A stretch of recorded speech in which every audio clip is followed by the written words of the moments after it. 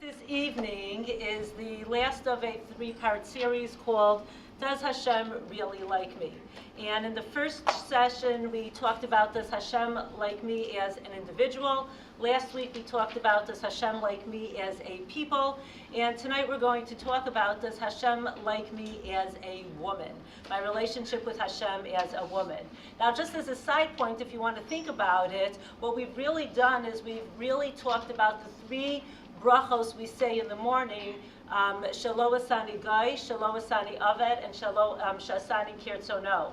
That these three topics actually do address those brachos that we do say in the morning. So just something to keep in mind. So I want to talk about my role as a woman. And I'm going to begin with a Mishnah in Pirkei Avos. And I apologize, the sheet that you have, most of them do not have the actual Makoros, but I'll tell you where I'm reading from. So we're going to begin with a Mishnah, Pirkei Avos, Perek Hey, Mishnah Gimel, and I want you to listen to this and I want you to ask me a question.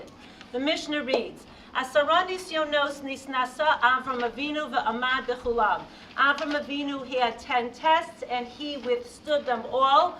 Lahodia kama chibaso shel Avram Avinu, in order to show us how much Avram Avinu loved Hashem.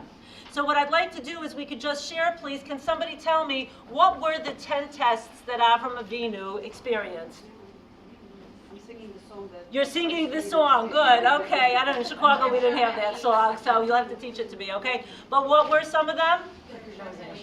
Okay. Akedas Yitzchak, recognizing Hashem. Lech Lecha. Lekiv Shan Ha'esh. Sarah.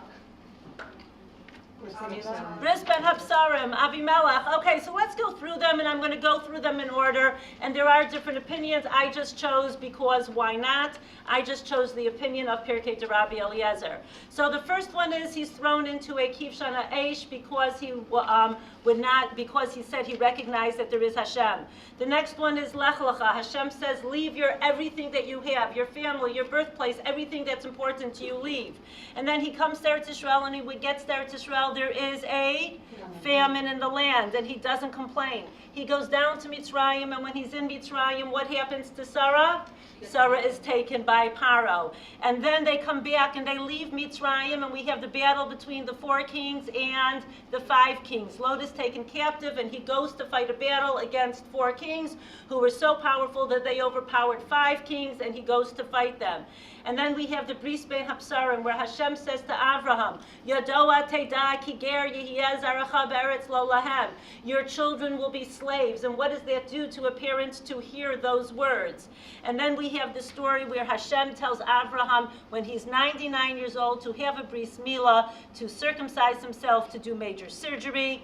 After that, we have the story where Avimelech takes Sarah. And then we have the story where Avraham and Hagar have a child, Yishmael, and Yishmael is taking target practice at his son Yitzchak. And so Sarah says we have to have Yishmael and Hagar leave, and Avram is forced to send his wife and child out of the house. And then we have Akedas Yitzchak. These are the 10 tests. So we see that Avram Avinu passed every single one of these 10 tests, never doubted HaKadosh Baruch Hu, and therefore, Lahodia Kama Chibaso Shel Avram Avinu. Question, and I actually gave it to you on the paper, so it's not really, question.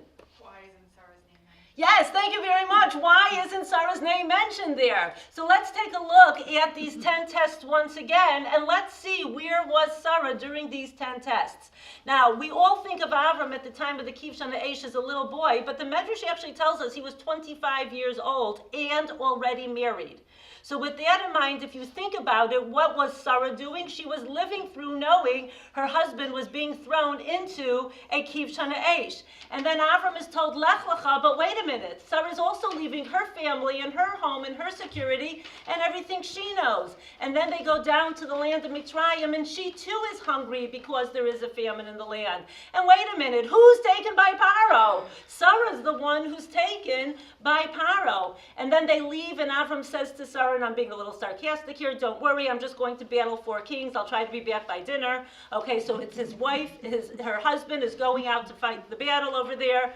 And then we're told that your children will be strangers in a strange land. It's Sarah's children just as well. And it's Sarah's husband, Avram, who's having surgery at 99 years old. And it's Avimelech who takes Sarah for himself. And who was it who could not have children? We know that it was Sarah herself who was the one who was childless.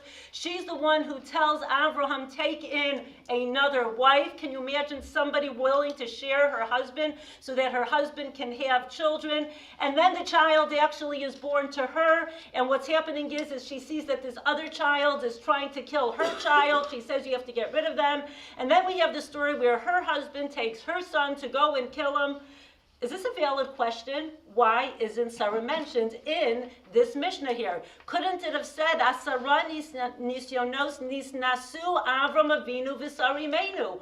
Why isn't her name listed? Is that valid? How come we never asked this question all our lives? Well, it's about time. It's about time we did. Okay, and it's a valid question, right? Okay. Say Asara Nisyonos Nisnasu both, because she Yeah, had 10, yeah. Put her down too. but she didn't have 10. Well, didn't she go through all of them at the same time? Even if it, She could have dissuaded him to do from any of yeah. them. I mean, she could, and it couldn't have. It may have indirectly affected her, but some of them affected her even more than Avram. Right, yeah. Right? So what I'd like to do then is I'd like to take a look and see, well, if we don't have Sarah listed in this Mishnah, where do we have Sarah listed? And the famous pasuk where we see Sarah is listed is in the pasuk that says, well, before we go back to that pasuk, I want to ask you another question. Let's see if we can figure out, perhaps we know why she wasn't the one why she's not listed there. Maybe Avraham is Avram Avinu with a unique job that only he had. And what was Avram Avinu's job? To spread the glory of HaKadosh Baruch Hu in this world. We know in the first class we talked about the purpose of mankind is to bring the Oorah of creation into this world and to show people how to hit that bullseye of Oorah. So if that is the job in this world, to bring Oorah and Kiddush Hashem into this world, maybe that was Avram's tafkid, and maybe that's why he's mentioned there. But if we take a look, what was Avram's tafkid? When they went, and I'm going to be Makor number 1, in Parshas Lech Lecha, when it says that Avram traveled to Canaan, who went with him? It says he went with Sarah, Lot, ve'es hanefesh asher asu b'charan. Who were the people they made in Haran? We know it was not their children. It was the people that they brought under the Kanfei Hashchina. And if you look at Rashi over there, it says, Shehich Nisan tachas Kanfei Hashchina, Avraham megayer es ha'anashim, v'Sarah megayeres es hanashim. So we see from here that Avram and Sarah both had the same tafkid, the same goal, to bring people tachas Kanfei Hashchina. So that can't be the reason.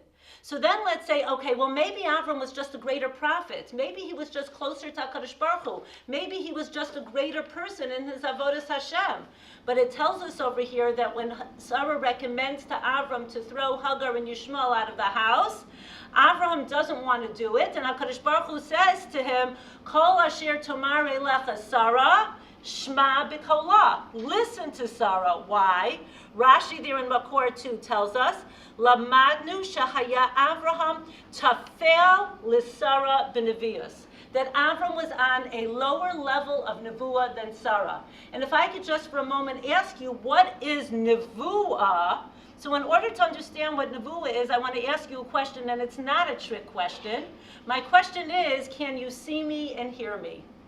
Yes. Baruch Hashem, you can. Now what would happen if I were to put a sheer curtain in front of us? Would you see me and would you hear me? Yes, but what would happen to my image? It'd be a little fuzzy. If I put a second curtain there, would you be able to see me and hear me? Hear you, yes. Here, my image would get a little fuzzier. And the more curtains I place, the fuzzier and fuzzier my image is until you don't see me, but you would still hear me. And the more curtains I put, the more faint my voice would become until you wouldn't even hear me anymore. What do we call a Navi? We call him either by the name Navi or Ro'eh. Now, if you take a look, and we all know this from kindergarten, HaKadosh Baruch Hu is here in this room with us right now. We know Hashem is here, Hashem is there, Hashem is truly everywhere. And the question is, why can't I see him then? And why can't I hear him? And the answer is because I have placed curtains through my actions between me and HaKadosh Baruch Hu, obscuring my vision and muffling his voice. Who is a Navi from the Shorish Niv, to speak? One who has removed enough curtains that he actually hears the sound of Hashem. Who is a Ro'eh, literally a seer, Reish Aleph Hey, somebody who has removed enough curtains so they actually see an image, albeit one that is going to be a little fuzzy, or one that's going to be a little obscured. Up to the point of Moshe Rabbeinu, where what he saw was what we call Aspaklaria Ha'me'ira, he actually had a very, very, the most clear image of any human being. So when we say over here, could it be that Sarah actually did not have as close of a relationship to HaKadosh Baruch Hu that Avram did? What does this Rashi say? Lamanu shahaya Avram tafel l'Sarah b'nevius, which would tell us that Sarah had removed more curtains between her and HaKadosh Baruch Hu, more so than Avraham, because Avram was tafel. So that can't be the answer. So then perhaps we could say, well, maybe Avram was just a more righteous person. But we know from the pasuk when it tells us that Sarah dies, Vayihiyu chayei Sarah meya shana ve'eshrim shana ve'sheva shanim. What does Rashi tell us? He asks the question, why does it have to say 100 years and 20 years and 7 years? And Rashi over there tells us, Vayihiyu chayei Sarah meya shana ve'eshrim shana ve'sheva shanim.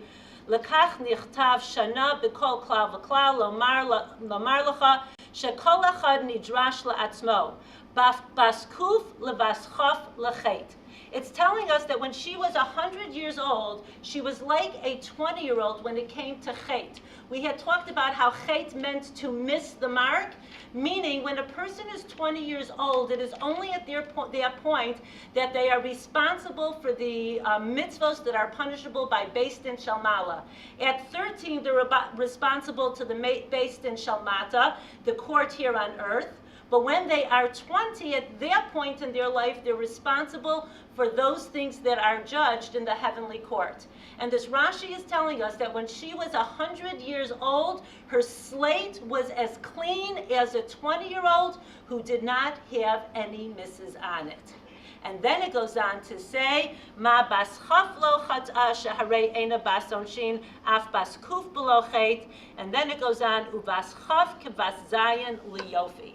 And then it tells us that when she was 20, she was like a 7-year-old in beauty. Now, if I could ask you a question, okay? Would you use the word yofi, beauty, to describe a 7-year-old? You might use cute. Okay, they're missing a tooth, their hair sticking out of their ponytail, they've got one sock up, one sock down, their shirt is sticking out. It might sound like seniors on a Friday for those of you who are in high school, okay? But the truth is that I would not use the word beautiful for a 7-year-old, but I would for a 20-year-old. So why does it say bas chaf kebas zayin when it comes to yofi? What beauty does a 7-year-old have? Pure, beautiful innocence. And it's telling us about Sari Meinu and her actions. At 100, she was like 20 with a clean slate. And when she was 20, it was like she was 7, as pure, as innocent. So that can't be the reason. So then let's ask the question and say, maybe she didn't pass them. How do we know that she wasn't grumbling in the background? Maybe she did not come across as somebody who had passed the test. But I'd like to share with you an understanding of a Rashi that I heard in a shir that I don't remember who gave the shir, but it's a Rashi but I all of a sudden understood the Rashi in a totally different way. Look at this Rashi. Number 4. Lispod l'Sara v'lifkosa, that when Avraham comes to give a hesped for Sarah, Rashi tells us, Nismacha misa Sarah l'Akedas Yitzchak. The story of Sarah's death is connected to Akedas Yitzchak. Lifi she'al yedei b'suras ha'akeda, because of the news of the Akedah, shenizdamein b'no l'shchita, that her son was called upon to be shechted. Why do we say Sari Meinu died? It was the what? It was the shock of what? Of hearing that the Akedah was taking place. But that's not what Rashi says. Look at the words. Shenizdamei b'no l'shchita v'kimat shelo nishchat. But the fact that he was not shechted, parchanish mesami menu mesa. What caused her death? Not the fact that she heard that her husband was about to kill her son, but she heard it didn't happen. It didn't happen. What could this mean? She knows that her husband has been commanded by Hashem to kill her son as a karban, and it doesn't happen. It can mean one of two things. Either it can mean that her husband couldn't do it, or that perhaps her son wasn't ready to be a karban. And what did she take upon herself? Who was the one who raised this child? Who was the one who was the Ezer Kenegdo for this husband? For her to hear that the will of Hashem could not be carried out, parcha nishmasa umesa. What does that tell us about Sari Menu passing these tests? This helps us understand how in fact she passed with flying colors. So then the question we have to ask is the one I asked before. What does the Torah say? Why isn't she listed? It's not because she wasn't worthy. Why is it? So if we go to the famous pasuk that does talk about Sari Menu, and that's going to be Roman numeral 3, Vayomru elav, and they said to her, we're talking about the Malachim who came to visit Avraham. They said, after they just ate this scrumptious, fabulous meal, what did they serve at the meal? Tongue in mustard sauce, okay? Tongue and mustard sauce. After that happens, they say to Avram, Aye Sarah ishtecha, vayomer hinei ba'ohel. Where is Sarah? So I want to first see if we can understand the words of the pasuk before we take a look at the Rashi. The question is, hinei ba'ohel. What does it mean to be in the tent? Does that mean that Sarah never left her tent? Does that mean that her job, and that would then mean our job as well, is not to leave the tent? And if you take a look at the eulogy that Abraham gives to Sarah, we're going to see that perhaps she really did leave the tent. What was the eulogy, the hesped that Avram gives to Sarah? Eishes Chayil. And look at some of these words in Eishes Chayil. Darshet semer ufishtim. She seeks out wool and flax. Haisa ka'aniyos sochar. What is this telling us? That she has ships that are merchant ships. Mimerchak tavi lachma. From far away she brings the bread. Zama maseda vatikachehu. She considers buying fields and taking them. Mipricha peha natakaram, that she goes out and she plants vineyards. Tama kitov sachra, that she's busy doing all types of business. Kapa parsa liani, she reaches out to the poor. Sadina sisava timkur, she makes linens and she sells them. Vachagor nasnela knani, and she deals with merchants. Based on this, does it appear that Sarah was always ba'ohel? What does this tell us about Sarah? She had fields and she had vineyards and she had businesses. This is telling us that Sarah was not always hine ba'ohel. Why is it then that the pasuk is making such a big deal about telling us that she was? And Rashi gives us the answer and tells us that. And Rashi says, Yodin hayu malachei hasharei Sarah imenu hechan haisa. The Malachim knew where Sarah was. Why did they ask? So Avram would answer, Hinei ba'ohel. She is in the tent. Lahodia shetznu'a haisa. In order to teach that she is tsanua. And remember, I'm not using the English. Kidei lechabava al ba'ala. In order to endear her to her husband. Now, my question to you now is going to be, what does it mean to be a tsanua? And I will tell you, it is my favorite mitzvah in the world, and it was the worst part of my job until I moved to this blessed city that has uniforms. Why? My job in the school that did not have uniforms is I was the one who walked around with safety pins all day long. And I have to tell you, it was actually the coolest thing to walk down the hallway with me because it looked like the experiment for Pavlov's dogs. I would walk down the hall, the kids would see me no matter what they were wearing. It didn't make a difference if they were wearing burqas. The moment they saw me, the first thing they did was tug at their skirts. Okay, that was the way that they treated. That's what they saw when they looked at me. So what is tznius, and why did they tug at their skirts? What does the word tznius literally mean? What is it? And don't tell me modest. Don't tell me modest. I don't like English, remember? What does the shoresh tsanua literally mean? It means hidden. So do we then think that tznius means hide your knees and hide your elbows and hide your collarbones? Is that what it means? Because if that is what tznius means, what that is then telling me is that I am a knee and I am a collarbone and I am an elbow. What does it mean to be tsanua? So I'd like to perhaps describe it as follows. So how long have we known each other? 2 sessions. 2 sessions, okay. So let's say you hear from, I think this all comes from, I don't know, I think Malkalea brought you, right? Okay, so Malkalea says, I want you to come, and a friend of mine is speaking, and you say, who is she? And you walk in, you say, okay, she's about 5'8", dark shaitel, long nose, and I'm not hung up on my Beautiful nose. blue eyes. I am not hung up on it. Again, it's Beautiful blue okay. eyes got me to come Okay. back. Okay. Okay. So what you're saying then is you take a look, you notice my blue eyes, so you came back. Right. Okay. So In this would be addition- this would be the first impression you have. Is she right? 5'8", dark shaitel, long nose. I'm not going to be insulted. Thank you. She's right. She's right. She's right. Yeah, but we So wouldn't why say wouldn't that. you say that? Because you know how to teach, and whatever comes out of your mouth sticks in our heads. Oh, I was not fishing for a compliment, by the way. Okay. No, you are an excellent Okay. speaker. That's how Okay. we would describe We you. like what you have to say. Okay, so the truth is that each of you would have seen something different. The reason why is you're meeting me for the first time. What you would have seen is the outside me. You are walking into the room, and hopefully you know more than just my outside me. You would also know the inside me. Every person has 2 parts. We all have an outside, which is our wrapping paper. And we all have the real us, our real entity, which is that which is inside me. What does it mean to be a tsanua person? Sometimes what we do is we talk about tznius in terms of just an external covering. But really, tznius is so much more. It's a way of life.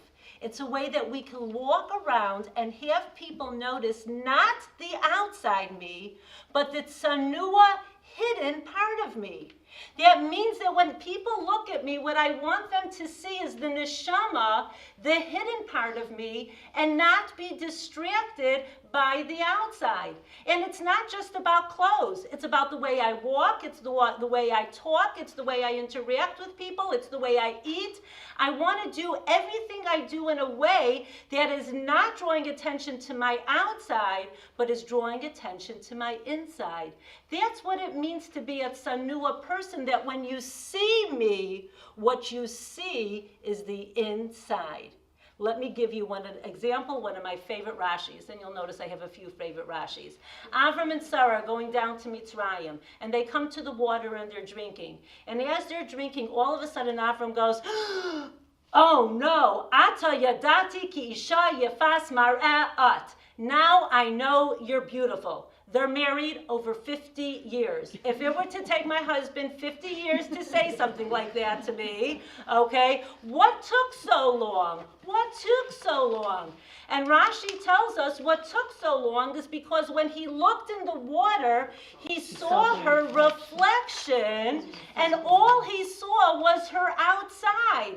When he looked at her, he never was distracted by the outside, because what was it he always saw when he looked at her? He always saw how beautiful her inside was, because that is what was radiating.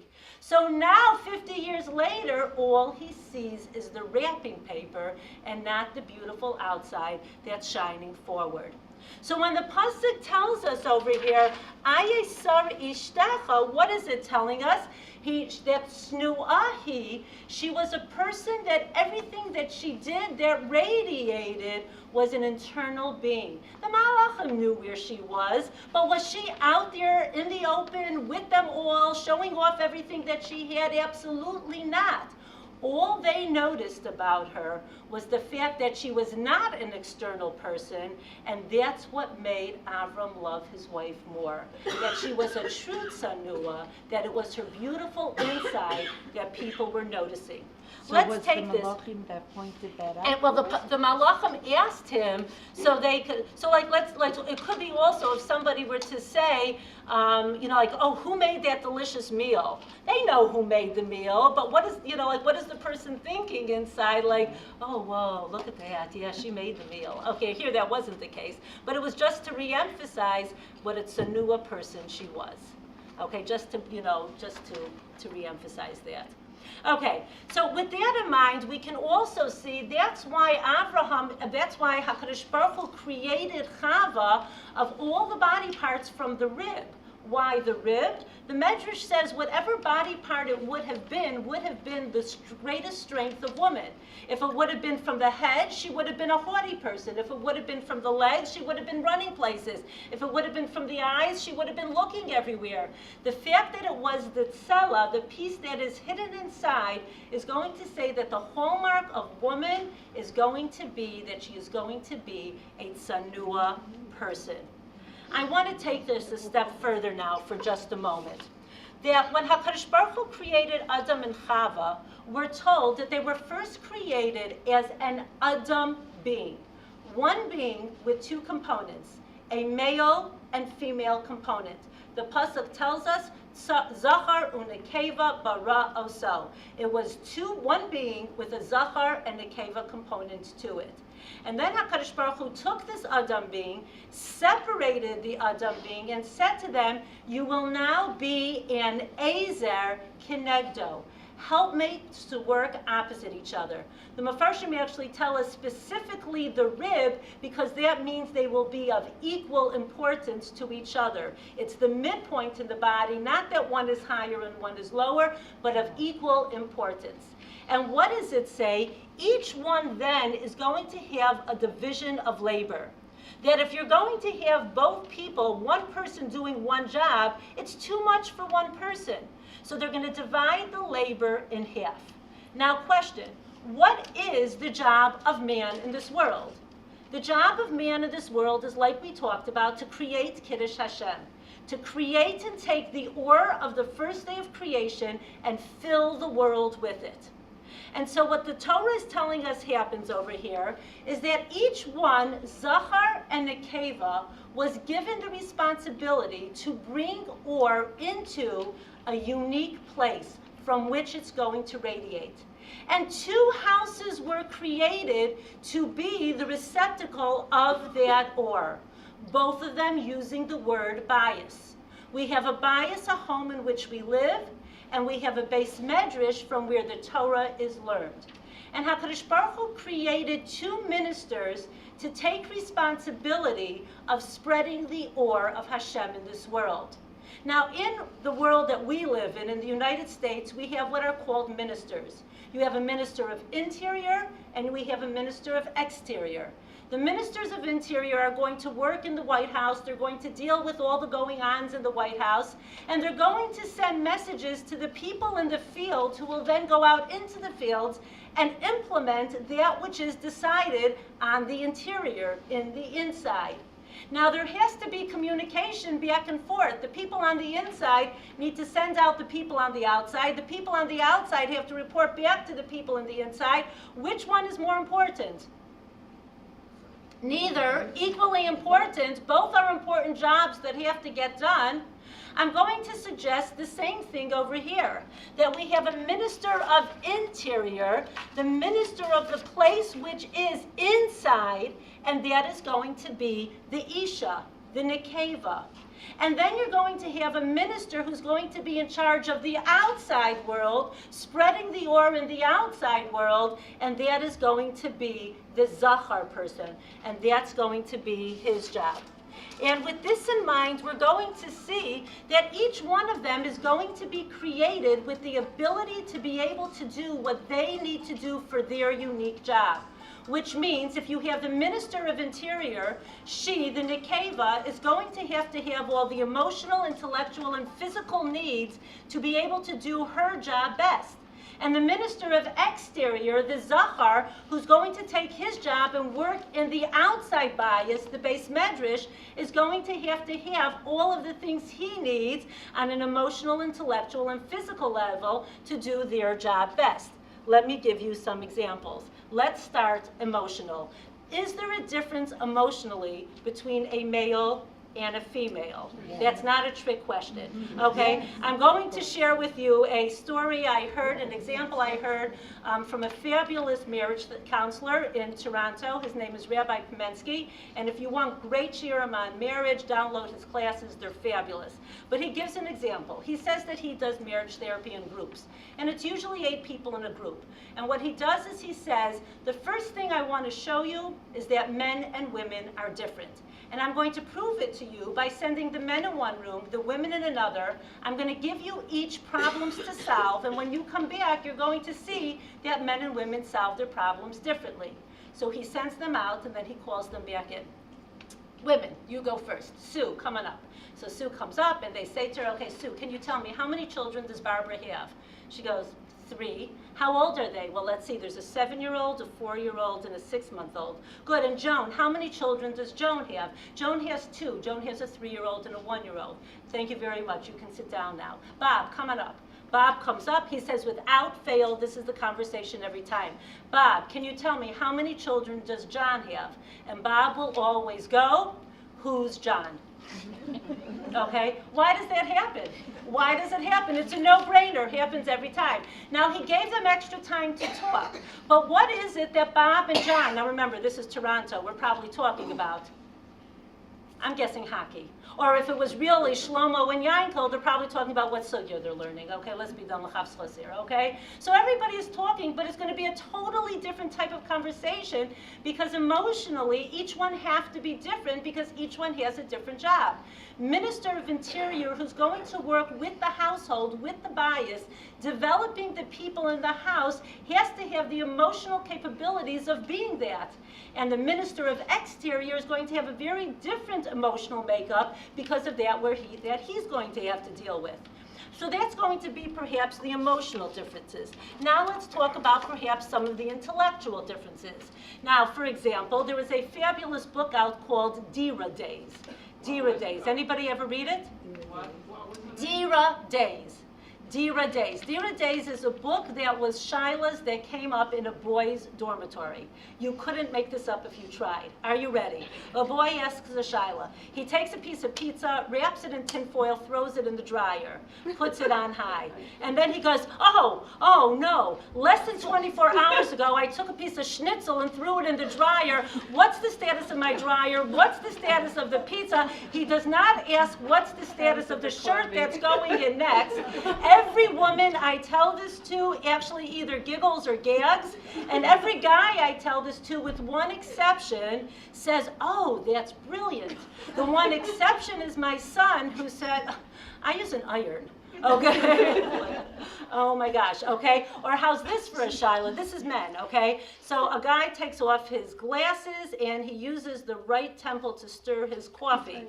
He wants to know, can he use the left temple for his chicken soup? Is it considered 1 keli or 2 keli? And every woman, once again, either giggles or gags, okay? Could you make that up, okay? Now, on the flip side, I teach kalas, and so I had a kala, a young man who called me up in Chicago. I had taught his kala, and he said to me, tell me it's not true. Tell me it's not true. I said, what are you talking about? He says, I don't know. My wife just told me she's going to the beauty parlor. They're going to pour hot wax on her face and yank it off, okay? And I'm like, yeah. Like, what's the question, okay? So the truth is that we're different. Intellectually, we just think different. I don't believe many of us would have thought of those shilas, even if you pushed us. So we see that we are different species. And we also know in the pasuk of the creation of woman that specifically it uses the word vayiven es hatzela, that HaKadosh Baruch Hu builds Chava. Why does he use that unusual term, and he builds her? And the Gemara there tells us that it's not talking about vayiven as building, but vayiven as instilling within her a unique bina, a bina yisera, because we as ministers of interior in the house need to have extra bina in order to be able to take care of that which has to be done. And then physically as well, we're going to understand that in a man's and woman's body are just going to be different. We are built physically different because we have different jobs and we have different responsibilities in this world. And even if you think about it, that a man's reproductive organs are going to be external, a woman's are going to be internal, reflecting these jobs of ours. And even if you think about it, the energy coming from the inside to the outside, the gateway that comes from the inside to the outside, a gate is going to be called a sha'ar, which is also the same shorish as sa'ar, that the sa'ar, the hair of a person, is that which actually comes from the inside to the outside. And a man who is more external is going to have more sa'ar on the outside. And a woman then, what do we do with our sa'ar as ministers of interior? We cover our sa'ar, we cover our hair to represent that energy that's coming out of us. And so we see physically we're built different, emotionally we act different, intellectually we think different. And taking it then a step further, we can, with this information, answer a question that does plague many. And the question is, why do we always call Hashem He? He said, Hu Amar, Hu Bara. Why do we always use the word He? Why don't we call him a she? With one exception. And the one exception will be Shechina, which is exactly what we're talking about. And there's two answers. One is very practical. One is because all of the terms that are used to describe HaKadosh Baruch Hu are in the Zachar format. Elokim, Shakai, Shalom. These are all terms that end in a masculine ending. Therefore, by default, he's going to be a he. Just like, lahavdil, a chair is a he, a Zachar. Whenever we talk about a thing that ends in a masculine ending, by default, it's he. With the exception of Shechina, when we say Shechina, we refer to HaKadosh Baruch Hu as a she. But it's got to be more than just grammar. It's got to be. And so I heard from Rabbi Tatz a beautiful, beautiful answer. That really, the energy of HaKadosh Baruch Hu in this world is a very Zachar energy. What do we mean by that?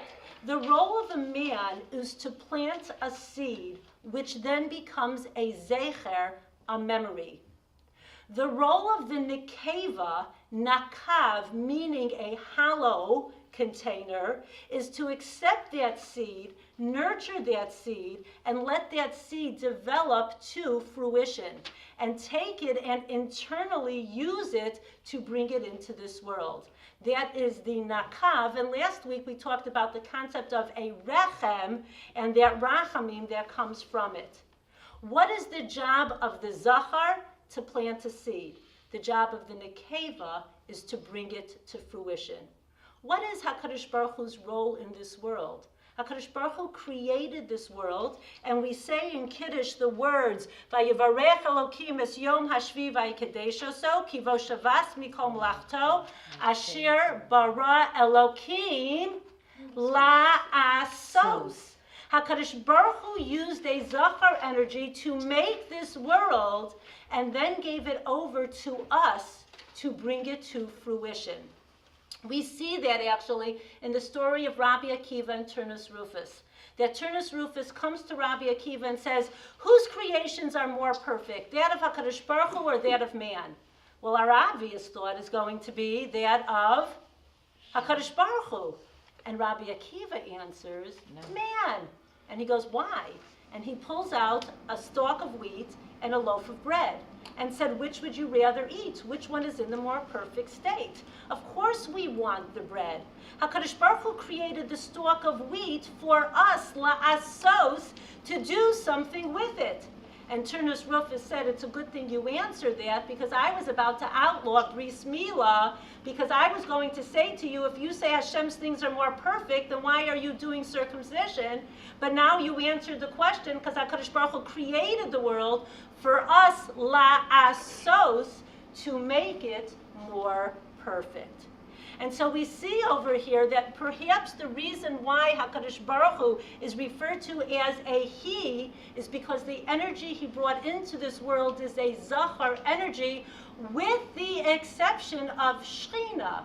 Because Shechina is the name of Hashem that is used as an interaction with people. The way that you involve HaKadosh Baruch Hu's Shechina amongst the people, how it interacts with people, which is a very nekeva job. The nekeva being the nurturer, the one that's actually going to be that more emotional being, the one that's actually going to interact more with people. So Shechina then is a very female energy, where all the rest of the names of Hashem are going to be a more Zachar energy.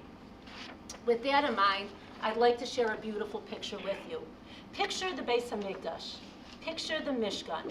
The Mishkan, and I'm going to start with the Mishkan, had two rooms. You had the Kodesh, and you had the Kodesh HaKadoshim. You had the external room, and you had the internal room. What was in the external room, the outside room? You had the menorah, you had the shulchan, and you had the mizbeach hazahav.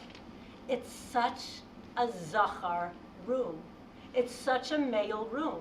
What do each of these kalim represent? The menorah represents the external study of Torah that is prevalent in the Beis Medrash, where the minister of exterior is supposed to be his kingdom.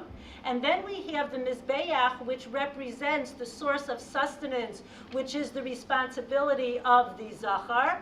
And then you have the Mizbeach HaZahav, which is the synthesis of taking the sustenance and blending it with the Torah, which is represented by the Mizbeach HaZahav. It's a very male room, the external room. Now let's go into the Kodesh HaKadoshim. What is in the Kodesh HaKadoshim? In the Kodesh HaKadoshim, we have two things. You had the Even HaShasiyah, the rock of today, which is known as the Dome of the Rock, the Even HaShasiyah. And on top of the Even HaShasiyah, you have the Aron.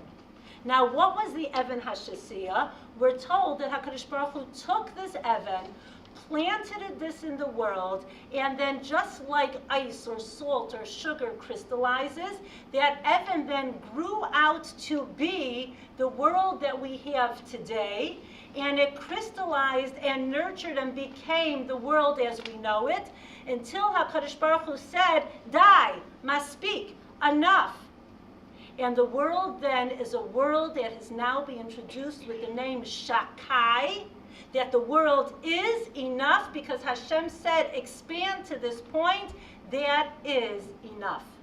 And on top of this Even HaShasiyah, which took a seed and nurtured it and developed it and created it into a new world, how feminine is that?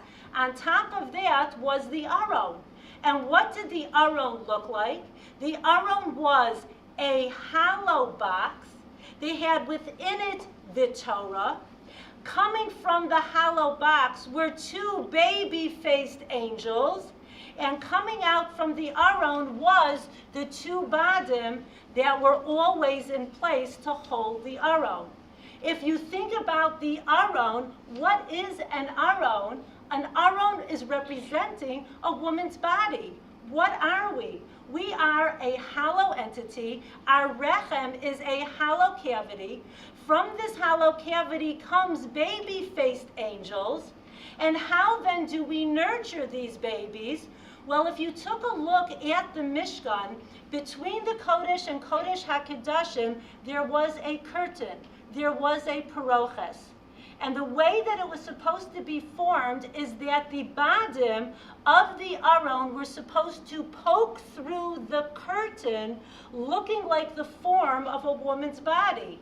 As is to say, just like the Shaddayim, remember, what's the word Hashem used to create the world and say enough?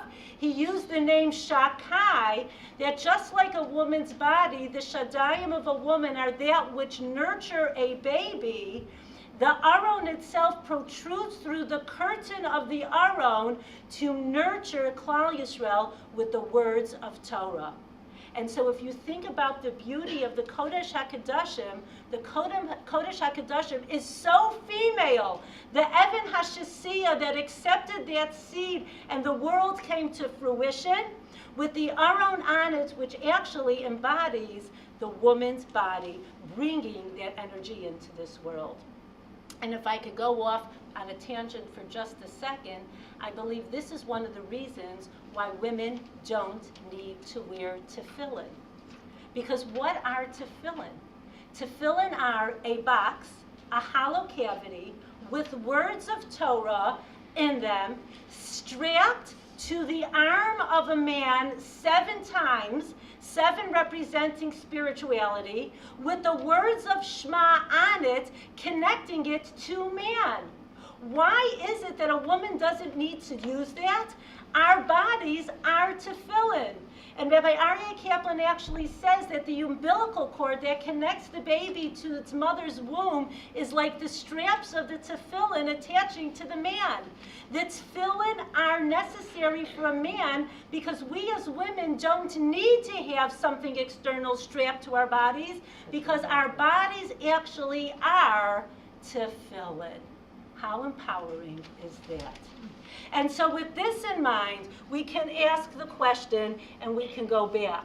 Why is it that in 21st century America, people don't appreciate that we are the Kodesh HaKadoshim? We are ministers of interior. We are the ones that actually bring to fruition the purpose of the creation of the world within the home. And then we might send our boys out into the world to bring that Oorah and glory into the Beis Medrash. But where does that Oorah stem from? It comes from the Kodesh HaKadoshim. It comes from the bias. And we are the ministers of that bias, having the energy come forth into the Kodesh and into the rest of the world. 21st century America cannot appreciate that. And the reason why is because a person's worth in this world today has nothing to do with what's going on in the bias. A person's worth today is their job, their profession, how much money they make. That's really what a person feels like allows them to say they made it in our world today. A woman's job is thankless. A woman's job is one that people don't even know what's going on because it's an internal job and people don't see it. If I could just share an example with you about this, that I had a neighbor that was making a vert for their child, and they had come. It was a Sunday morning, and they came to my house to pick up some ingredients to cook and bake for the chaim they were making. And my house was an absolute disaster. It was a late Shabbos, and I did not have the energy to clean up. My house was a shambles, and I was apologetic. I was so embarrassed, so I immediately cleaned up my house. They came back at about 1 o'clock in order to borrow chairs for the l'chaim, and my house was again a mess. Nobody would notice that I had cleaned it up. And I was so mortified after they left that I went and I cleaned it up again. And then when they came to return the chairs later on, nobody would have noticed that my house was such a mess. And then I said, I couldn't embarrass myself anymore and apologize. But they said, let me tell you a vart from my father. So this is a vart in the name of Rabbi Zucker from Chicago, Rabbi David Zucker. So he said, in Mitzrayim we're told the men had to do the women's work and the women had to do the men's work. So I can understand the women having avodas perech to do the men's work, to build pisom and ramses, that's backbreaking work, that's so hard. But the question is, how is it that the men were doing the women's work if they were building pisom and ramses? Is that a woman's job? And his vart is, Pisom and Ramses, the Medrash says, was built on quicksand. And every time they built, what happened? They had to do it again. Okay? Our job is one that people don't notice it. When was the last time somebody said, wow, thanks for the clean kitchen floor? Okay? I actually have a little note that I keep in a scrapbook that says, from my son, Mommy, thank you for pairing my socks. Why did I save it? It's the only one I ever got, okay? Nobody thanks you for pairing socks, correct? It's a thankless job. It's a job that nobody notices because it is an internal, hidden job. And it's not bringing in the big bucks, and people don't see that. Now, the truth of the matter is, what does this mean, though, about Sarah Imenu when it tells us that she had fields and she had vineyards and she had all of those? One of the problems is that people mix up how I pay my mortgage or my rent with my role as the Minister of Interior. They have absolutely nothing to do with each other. Can a woman be somebody who has a job? Of course she can, and she better enjoy it and she better like what she's doing. But that does not identify her primary role in this world. Because what is our primary role in this world? It's not to be a lawyer. It's not to be an accountant. That's how I pay my mortgage. My primary role in this world is to create Kiddush Hashem, beginning and end. My primary role in this world is to take the Oorah of the creation of the world and fill the world with it. That's our primary job. And if we could focus on that, then it's so easy to answer two questions. The first question I want to answer is, why isn't Sarah's name listed in the Mishnah in Pirkei Avos? In the Mishnah in Pirkei Avos, once again, it said, Asara nisyonos nisnas Avram Avinu v'amad b'kulam. Avram was tested with 10 tests and withstood them all. Lahodia kama chibaso shel Avram Avinu, in order to show how much Avram Avinu loved Hashem. Why isn't Sarah's name listed there?